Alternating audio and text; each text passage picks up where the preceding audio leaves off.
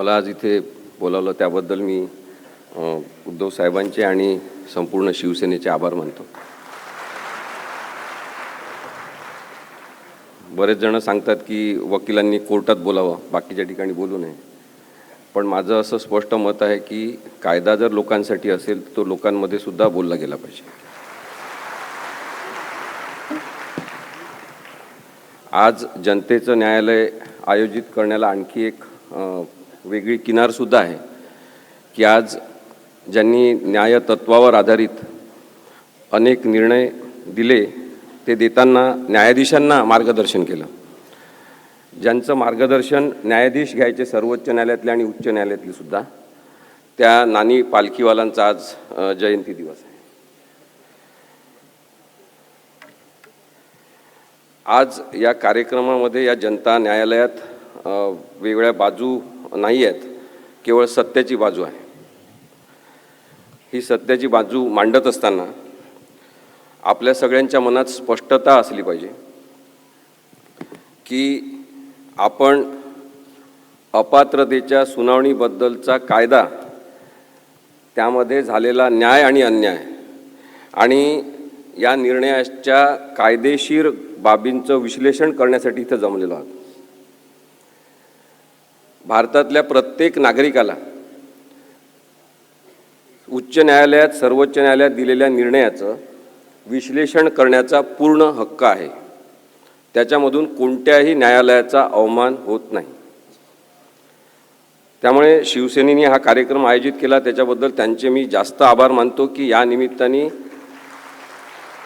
नागरिकांनी आता न्यायालयाच्या अनेक निर्णयांचं विश्लेषण जाहीरपणे, अत्यंत साध्या सोप्या भाषेत, स्पष्टपणे आणि कोणतीही चुकीची असभ्यतेची भाषा न वापरता करणं सुरू करावं. कारण की न्यायालय एक व्यवस्था म्हणून आणि यंत्रणा म्हणून सुद्धा दबावाखाली घेण्यात आलेली आहे, हे वास्तव आपल्याला विसरून चालणार. पक्षांतर कसं करायचं याबद्दलची एक बेकायदेशीर बाराखडी प्रस्थापित करणारा निर्णय म्हणून राहुल नार्वेकर यांनी दिलेल्या निर्णयाकडे आपल्याला बघायला पाहिजे. राहुल नार्वेकर यांच्याबद्दल व्यक्ती म्हणून आपल्याला काही बोलायचं नाही. कोणत्या न्यायालयातले न्यायाधीश असतील त्यांच्याबद्दल आपल्याला व्यक्ती म्हणून बोलायचं नाही. पण ही जी कायदेविरोधी प्रवृत्ती तयार होत आहे त्याच्याबद्दल या जनतेच्या न्यायालयात बोललं गेलं पाहिजे.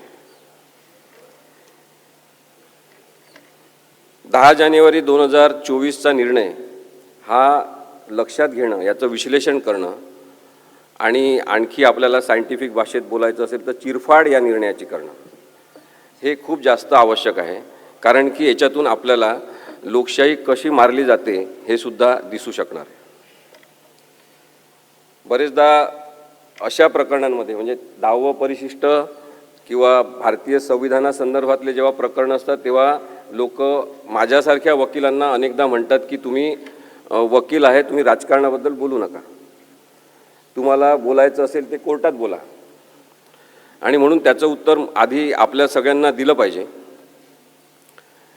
की भारतीय संविधान हे एक राजकीय डॉक्युमेंट आहे, पॉलिटिकल डॉक्युमेंट आहे, पॉलिटिकल पॉलिसी डॉक्युमेंट आहे की भारत एक राज्यव्यवस्था म्हणून कशा पद्धतीने चालेल याबद्दलचं विस्तृत विवेचन करणारं पॉलिटिकल डॉक्युमेंट आहे.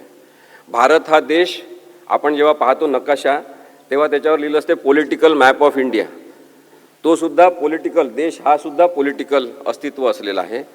आणि त्यानंतर आपण आहोत सगळेजण नागरिक आणि मतदार, जे आपण नागरिक असल्यामुळे आणि नागरिक असणं सुद्धा एक राजकीय संकल्पना आहे.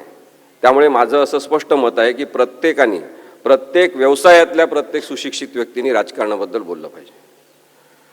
हा विषय तर संपूर्ण राजकारणाचा आहे की 10व परिशिष्टच राजकारणाबद्दल आहे की पात्र कोण आणि अपात्र कोण, आणि त्यामुळे चूक कोण आणि बरोबर कोण हे ठरवत असताना एक बाजू घेणं आवश्यक आहे आणि ती सत्याची बाजू असली पाहिजे. माझी जेव्हा उद्धव साहेबांची भेट झाली पहिल्यांदा, ते म्हणाले की तुम्ही TV चॅनलवर आमची बाजू चांगली मांडता. तेव्हा मी त्यांना सांगितलं की मी तुमची बाजू मांडत नाही आहे, तुम्ही संविधानाच्या बाजूने आहात.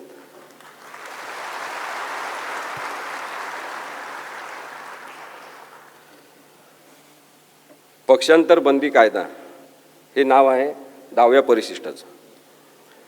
कोणीही सामान्य माणूस आज पक्षांतर बंदी कायद्याबद्दल जाणून आहे, त्याला माहिती झालं आहे की पक्षांतर बंदी कायदा काय आहे, आणि त्यासाठी एकनाथ शिंदे, त्यांना फूस लावणारे देवेंद्र फडणवीस, या सगळ्यांचे आपण आभार मानले पाहिजे की कायदेविषयक प्रबोधन एवढ्या मोठ्या प्रमाणात त्यांनी घडवून आणलं. 10व्या परिशिष्टामध्ये पक्षांतर बंदी कायदा जो आहे त्याचं स्पष्ट नाव आहे पक्षांतर बंदी कायदा. पक्षांतर सोप्या पद्धतीने करण्यासाठीचा कायदा असं काही त्याचं नाव नाही.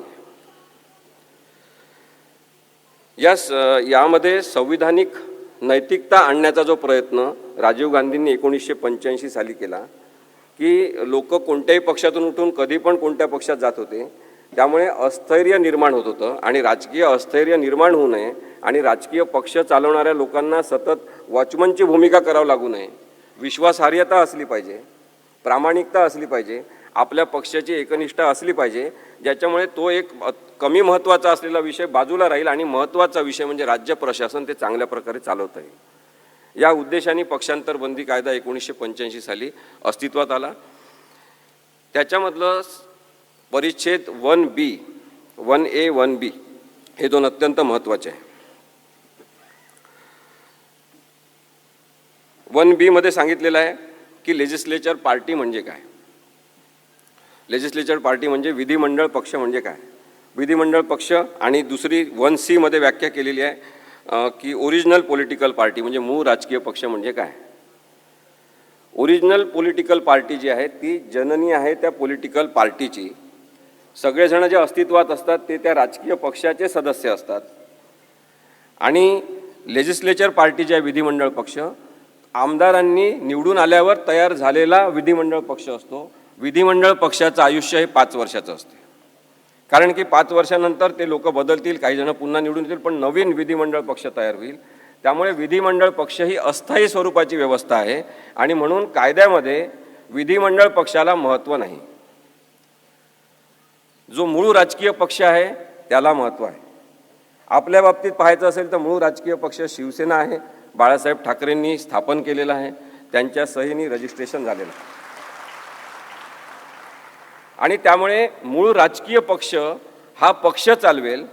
विधिमंडळ पक्ष हे आमदार म्हणून निवडून आलेल्या लोकांचा जो पक्ष आहे त्याच्यावर सुद्धा नियंत्रण ठेवण्याचे सगळं कायद्यानुसार हे मूळ राजकीय पक्षाला आहे, ओरिजिनल पॉलिटिकल पार्टीला आहे.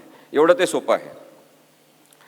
आता या दोन व्याख्या पाहिल्यावर आपल्या लक्षात आलं असेल की अस्थायी स्वरूपाची जी व्यवस्था आहे ती विधिमंडळ पक्ष आहे.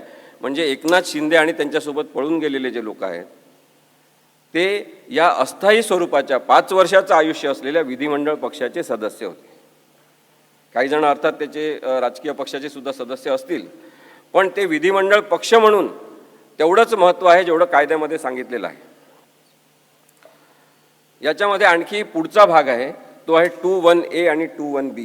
मी आपल्याला अत्यंत सोप्या भाषेत कायदा समजून सांगण्याचा प्रयत्न करतो आहे, कारण की या जनता न्यायालयाचा उद्देश हा सुद्धा आहे असं मला वाटते की आपण सगळ्यांनी, इथं बसलेल्या सगळ्यांनी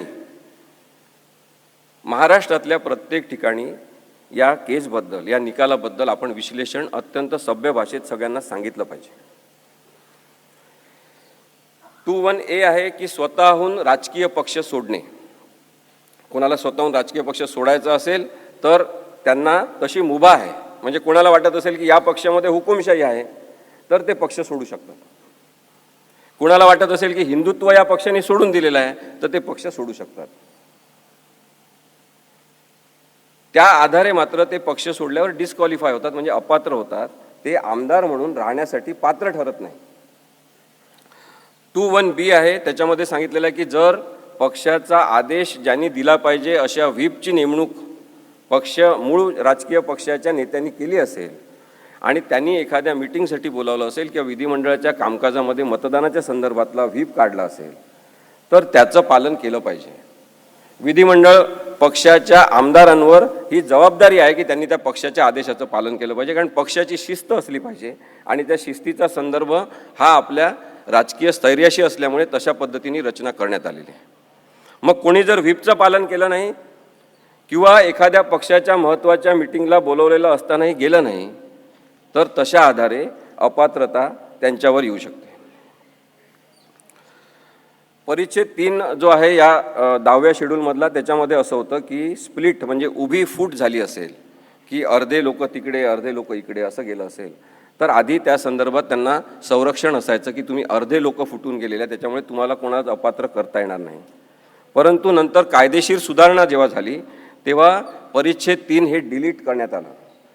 त्यामुळे आता कोणालाही स्प्लिट आम्ही केलेलं आहे, आम्ही पक्ष सोडून सगळेजण गेलेलो आहे, आम्ही जास्त संख्येने गेलेलो आहे, त्याच्यामुळे आम्हाला संरक्षण आहे, आम्हाला अपात्र ठरू नका असं म्हणण्याचा कोणताही अधिकार कोणाला राहिलेला नाही. मग आता जर पक्ष सोडला असेल कोणी, तर त्यांना हक्क काय आहे की ते एका दुसऱ्या राजकीय पक्षामध्ये त्वरित विलीन होऊ शकतात.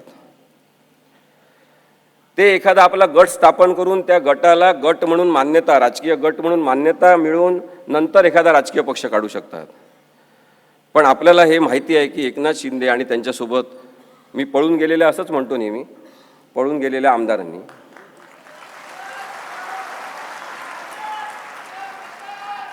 कधीही पक्षामध्ये कोणत्या ते विलीन झालेले नाही आणि नाही त्यांनी कोणता गट स्थापन केला. ते सतत हेच सांगत राहिले. आता पण हेच सांगतात की आम्ही शिवसेनेतच आहोत, आमची शिवसेना आहे, आणि त्यामुळे ते अपात्र ठरतात. ही राहुल नार्वेकर यांनी निर्णय देण्याच्या पूर्वीची सगळी परिस्थिती. त्यांनी मर्जर केलं नाही, आपल्याला माहिती आहे. दुसरी गोष्ट, 2/3 लोक जर बाहेर गेले तर त्यांना संरक्षण मिळू शकते, त्यांनी गट स्थापन केला तर किंवा विलिनीकरण केलं तर. परंतु एकनाथ शिंदेसह गेलेले सगळेजण हे 2/3 संख्येने गेले का, हा प्रश्न महत्त्वाचा आपण विचारला पाहिजे. आणि त्या प्रश्नाचं उत्तर असं आहे की 2/3 संख्येने ते गेले नाही. ते पहिले 16 जण गेले. त्यांनी तिथे अनेकांना आमंत्रित केलं, आमिष दाखवले, दबाव टाकला, त्यांचे फाईल तयार होते, त्यांना भीती दाखवली. आणि काही जण सुरतला जाऊन त्यांना मिळाले, काही जण गुवाहाटीला जाऊन मिळाले, आणि तसं करून ते मुंबईला आले. आणि मुंबईमध्ये पण काही जण खूप जास्त वल्गना करणारे जे शिवसेनेसोबत होते ते सुद्धा जाऊन त्यांना मिळाले. अशा प्रकारे ते 38 ते 40 जण झाले. हे सगळेजण 2/3 मेजॉरिटीनी बाहेर पडले नाही, त्यामुळे त्यांना कोणतंही कायद्याचं संरक्षण नाही, ते अपात्र आहेत.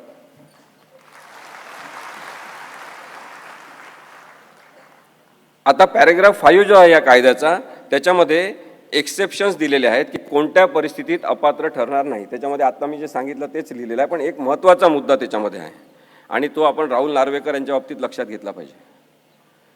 जेव्हा एखाद्याची विधानसभा अध्यक्ष म्हणून नेमणूक होते तेव्हा त्यांनी तटस्थ वागलं पाहिजे, पक्षनिरपेक्ष वागलं पाहिजे आणि प्रामाणिकपणे राहिलं पाहिजे, अशी अट कायद्याला अपेक्षित आहे. असं कायद्याला अपेक्षित आहे की हा माणूस आता निरपेक्ष वागेल, पक्षाशी याचा संबंध नाही. आणि म्हणून याच्यामध्ये एक तरतूद आहे की विधानसभा अध्यक्षपद आपल्याला मिळाल्यानंतर साधारणतः नैतिक प्रामाणिकता याची जाणीव ठेवून त्या माणसाने पक्षाचा राजीनामा द्यायचा. आणि राजीनामा दिला तरी तो अपात्र ठरत नाही, त्याला संरक्षण आहे कायद्यानुसार. आणि ज्यावेळेस तो माणूस विधानसभा अध्यक्ष राहणार नाही तेव्हा परत तो त्या पक्षामध्ये जाऊ शकतो, तो पात्रच राहील, त्याला अपात्र ठरवण्यात येणार नाही. राहुल नार्वेकर यांनी राजीनामा दिला नव्हता, आपल्याला माहिती आहे. पॅरा 6 हा एक महत्त्वाचा सांगतो आणि मग मी पुढचं ज्या घडामोडी आहेत त्या आपण कायदेशीर दृष्टिकोनातून आपल्यासमोर मांडतो.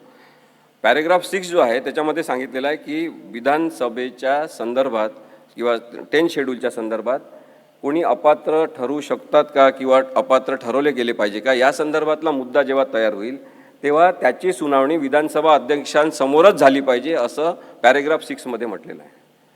आणि त्यामुळे सेपरेशन ऑफ पॉवर्स याला आपण म्हणतो की शक्तीचं विकेंद्रीकरण केलेलं आहे. आणि त्यामुळे सर्वोच्च न्यायालयाने तो नैतिकतेचा टेंबा लावून असं सांगितलं की आम्ही हा निर्णय घेणार नाही, हा निर्णय विधानसभा अध्यक्षांनी घेतला पाहिजे. म्हणजे एक प्रकारे त्यांनी विधानसभा अध्यक्षांना कायदेशीर अधिकार आहे आणि संविधानिक अधिकार आहे हा निर्णय घेण्याचे, त्यामुळे त्यांनी तो निर्णय घ्यावा असं सांगताना ज्या गोष्टी जाहीर केलेल्या आहेत त्यासुद्धा पाहणं महत्त्वाचं आहे. विधानसभा अध्यक्षांनी सुप्रीम कोर्टच्या या सगळ्या निर्णयाचा त्यांना अधिकार अपात्रतेचे तुम्ही वापरा आणि तुम्ही अपात्र म्हणून जाहीर करा हे सांगितलं विश्वासाने. त्याचा विश्वासघात सुप्रीम कोर्टाचा कसा केलेला हे सुद्धा मी पुढे सांगणार आहे. आता हा कायदा झाला, एवढं सगळ्यांना समजलं असेल. आता या कायद्याचा अर्थ कसा काढायचा? जेव्हा एखादी शंका निर्माण झाली, एखादी गडबड झाली किंवा एखादी अशी परिस्थिती अपात्रतेसंदर्भातली निर्माण झाली, तर या कायद्याचा अर्थ कसा काढायचा? कोणताच कायदा असं म्हणत नाही की तुमच्या मनाला वाटेल तसा अर्थ काढा. कायद्याचे अर्थ काढण्यासाठी आम्हाला इथे काही वकील पण बसले, त्यांना माहिती असेल की कायद्याचा अर्थ कसा काढायचा या संदर्भात आम्हाला लॉ कॉलेजमध्ये शिकवलं जाते. आणि ते काय शिकवलेलं असते की इंटरप्रिटेशन ऑफ स्टॅच्यूट म्हणून कायदा असतो. जेव्हा कायद्याचा अर्थ अस्पष्ट आहे किंवा त्याचे अर्थ काढण्याची गरज आहे, तेव्हा अर्थ कसा काढायचा याच्यासाठी इंटरप्रिटेशन ऑफ स्टॅच्यूट नावाचा की कायद्याचे अन्वय अर्थ काढण्याच्या संदर्भातले नीतिनियम असलेला मॅक्सवेल यांचं एक पुस्तक आहे. ते साधारणतः आम्ही रेफर करतो आणि त्याच्यामध्ये सांगितलेलं आहे की आधी जसा कायदा सांगितलेला आहे तसाच कायदा, ज्या शब्दात म्हटलेला आहे ना तसाच कायदा, त्याचा काही अर्थबिर्थ काढायचा नाही. समजा त्याच्यातून काही कळत नसेल तर मग त्या कायद्याचा उद्देश काय, रिझन आणि ऑब्जेक्टिव्ह असं आम्ही त्याला म्हणतो की तो कायदा करण्याचा उद्देश काय तो लक्षात घ्यायचा. मग आता पक्षांतर बंदी कायद्याचा उद्देश काय आहे? पक्षांतर थांबवणं हा उद्देश आहे. पक्षांतर कोणी करू नये हा उद्देश आहे. त्याच अर्थाने त्याचे अर्थ काढले गेले पाहिजे कायद्याचे. चौथा आहे की डायरेक्टिव्ह प्रिन्सिपल्सच्या आधारे आपण त्याचे अर्थ काढले पाहिजे. पाचवा आहे की बेसिक स्ट्रक्चर जे कॉन्स्टिट्यूशनचं आहे त्याच्यामध्ये मूलभूत ढाच्यामध्ये काय अपेक्षित आहे तो संविधानाचा उद्देश लक्षात घेऊन अर्थ काढला पाहिजे. आणि पाचवा आहे की एक सर्वसमावेशक व्यापक असा अन्वयार्थ काढला पाहिजे, त्याला होलिस्टिक अप्रोच असं कायद्यात म्हणतात, तो घेतला पाहिजे आणि त्याच्यानुसार कायद्याचे अर्थ काढले पाहिजे. आता या सगळ्या 4-5 तत्वांवर राहुल नार्वेकर यांनी आपली बुद्धिमत्ता लावली आहे का हे बघा. ते पण लॉ ग्रॅज्युएट आहेत, कोणत्या कॉलेजमध्ये शिकले, कशा प्रकारे अर्थ काढले.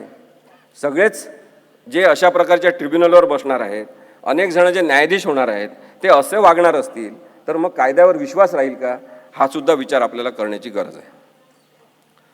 अपात्रतेचे हे प्रकरण थेट अध्यक्षांकडे गेलेलं नव्हतं हे आपण समजून घ्या. अपात्रतेचं हे प्रकरण थेट अध्यक्षांकडे गेलं असतं तर कदाचित त्याचा अर्थ आपल्या मनाने त्यांनी जसा काढलाय तसं काढणं आणखी जास्त सोपं झालं असतं. पण हे प्रकरण थेट त्यांच्याकडे गेलेलं नाही, तर हे आधी सर्वोच्च न्यायालयात प्रकरण गेलं. मग सर्वोच्च न्यायालयाने जे निरीक्षणं नोंदवलेले आहेत ते बघितले पाहिजे आपण आणि त्याच्यानुसार आपल्याला विचार करता आला पाहिजे. आणि तो राहुल नार्वेकर यांनी करण्याची जबाबदारी त्यांच्यावर होती. सर्वोच्च न्यायालयाने सांगितलं की अध्यक्षांचा निर्णय म्हणजे राहुल नार्वेकर हे जे अध्यक्ष झाले त्यांनी जो निर्णय घेतला आणि त्याच्यामध्ये शिवसेना आपले ते एकनाथ शिंदे यांना लीडर म्हणून मान्यता दिली, तो निर्णय बेकायदेशीर आहे असं 123 नंबरच्या परिच्छेदामध्ये सुप्रीम कोर्टाने म्हटलेलं आहे. 156 नंबरच्या परिच्छेदामध्ये म्हटलेलं आहे सुप्रीम कोर्टाने की इलेक्शन कमिशन ऑफ इंडियाने काही निर्णय दिला ही केस सुरू असताना आणि त्याच्यानंतर हे अध्यक्षांकडे प्रकरण गेलं असेल तरी इलेक्शन कमिशन ऑफ इंडियाने जो काही निर्णय दिला असेल, शिवसेना कोणाची धनुष्यबाण कोणाचं, याचा कोणताही प्रभाव स्वतःवर न ठेवता अध्यक्षांनी निर्णय घ्यायचा आहे. परिच्छेद 206D याच्यामध्ये सांगितलेलं आहे की विधिमंडळ पक्ष व्हीप नियुक्त करू शकत नाही. विधिमंडळ पक्ष म्हणजे कोण? निवडून आलेले आमदार, ते ठरवू शकत नाही व्हीप कोण आहे. त्यांनी स्पष्टपणे सांगितलं की मूळ राजकीय पक्ष व्हीप नेमू शकतात. अध्यक्षांनी ओरिजिनल राजकीय पक्षांनी नियुक्त केलेलाच व्हीप मान्य केला पाहिजे. 111 आणि 110 परिच्छेद जे आहेत सर्वोच्च न्यायालयाच्या निर्णयाचे, त्याच्यात त्यांनी सांगितलं की 10व्या परिशिष्टाच्या संदर्भात निर्माण झालेला अपात्रतेचा राजकीय पक्षाने म्हणजे उद्धव ठाकरे यांनी नेमलेला व्हीप कोण, त्या आधारेच निर्णय झाला पाहिजे. एवढं स्पष्ट सांगितलेलं आहे. 119वा परिच्छेद, मी थोडंसं हे कायदा काही खूप इंटरेस्टिंग करता येत नाही पण आपल्याला आज या न्यायालयामध्ये हे समजून घ्यायचं आहे. खरं तर एकनाथ शिंदे नंतर राहुल नार्वेकर त्यांच्या मागे एक ताकद म्हणून उभे असलेले देवेंद्र फडणवीस यांनी हा कायदा फार इंटरेस्टिंग केलेला आहे. पण त्या घडामोडींच्या पलीकडे कायदा आपल्याला समजून घ्यायचा आहे. त्यामुळे आपण हे समजून घेतलं पाहिजे की 119व्या परिच्छेदामध्ये काय म्हटलेलं आहे की 3 जुलै 2022 रोजी भरत गोगावले यांना अध्यक्षांनी शिवसेनेचा व्हीप म्हणून मान्यता दिली. तो निर्णय बेकायदेशीर आहे असं सर्वोच्च न्यायालयाने सांगितलं. त्यांनी कारण दिलेलं आहे, कारण एका फुटलेल्या गटाने कारण एका फुटलेल्या गटाने केलेल्या ठरावाच्या आधारे नियुक्ती हा राजकीय पक्षाचा निर्णय नव्हता असं सांगितलेलं आहे. 122वा परिच्छेद आहे, त्याच्यात त्यांनी म्हटलं आहे की अजय चौधरी यांना राजकीय पक्षाने लीडर म्हणून मान्यता दिली. याबाबत 21 जून 2022 रोजी उपाध्यक्ष जे होते कार्यरत त्यांना शंका घेण्याचं काहीच कारण नव्हतं, कारण की उद्धवसाहेब ठाकरे यांच्याच सहीने एकनाथ शिंदे यांची सुद्धा नेमणूक झालेली होती. त्यामुळे अजय चौधरी यांना राजकीय पक्षाने लीडर म्हणून नेमणूक केली, त्याला त्यांनी जेव्हा उपाध्यक्ष असलेल्या व्यक्तीने मान्यता दिली तो निर्णय बरोबर होता असं सुद्धा सर्वोच्च न्यायालयाने सांगितलेलं आहे. आता त्या 123व्या पॅरेग्राफमध्ये आणखी एक म्हटलेलं आहे महत्त्वाचं, ज्याचं यांनी खूप भांडवल केलं या निर्णयामध्ये. तो भाग आहे की 22 जून 2022 रोजी एका गटाने केलेली नियुक्ती व ती मूळ राजकीय पक्षाची इच्छा नव्हती.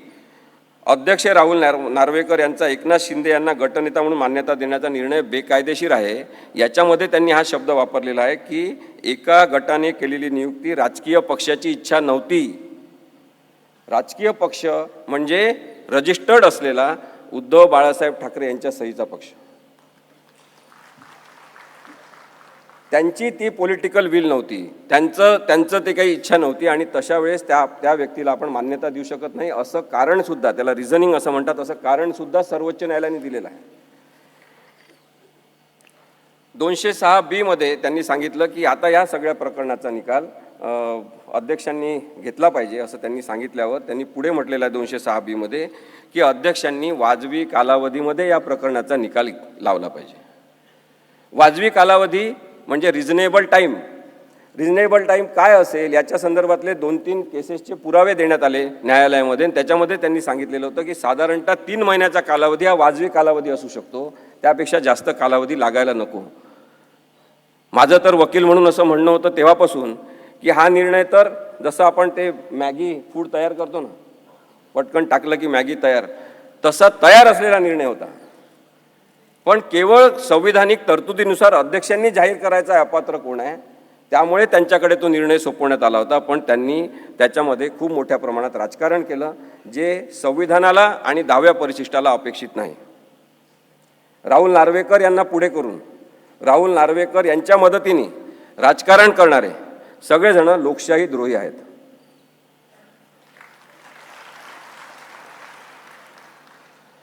अध्यक्षांनी मूळ राजकीय पक्षाने नियुक्त केलेला व्हीप मान्य करावा व पार्टीची घटना काय या संदर्भात निर्णय घ्यावा असं त्यांना सूचित करण्यात आलं होतं. चौकशी करावी असं म्हटलं तर इन्क्वायरी करावी आणि त्या इन्क्वायरीचा अर्थ त्यांनी असा घेतला की साक्षी पुरावे घेतले पाहिजे आणि मग त्यांनी एका जनरल मॅजिस्ट्रेट कोर्टात चालतात तसे पुरावे, साक्षीदार बोलवले, पुरावे घेतले, जेव्हा की या कायद्याची समरी प्रोसिडिंग चालली पाहिजे अशीच कायद्याची अपेक्षा आहे. कोर्टाने म्हटलेलं आहे की आम्ही हे सगळे निर्णय दिले, मी तुम्हाला जे आता वाचून दाखवले, त्या निर्णयांच्या प्रिन्सिपल्सवर अध्यक्षांनी निर्णय घ्यायचा. हे जे ज्युडिशियल प्रिन्सिपल्स आम्ही सेट केलेले आहे याच्या आधारे तुम्हाला निर्णय द्यायचा आहे असं सुद्धा या निर्णयामध्ये नमूद करण्यात आलेलं आहे. या निर्णयामध्ये एक आणखी घटक आहे जो अत्यंत महत्त्वाचा, किंवा तसं पाहिलं तर फालतू माणूस पण महत्त्वाचा, म्हणजे महत्त्वाच्या पदावर बसलेला, ते म्हणजे आपले राज्यपाल.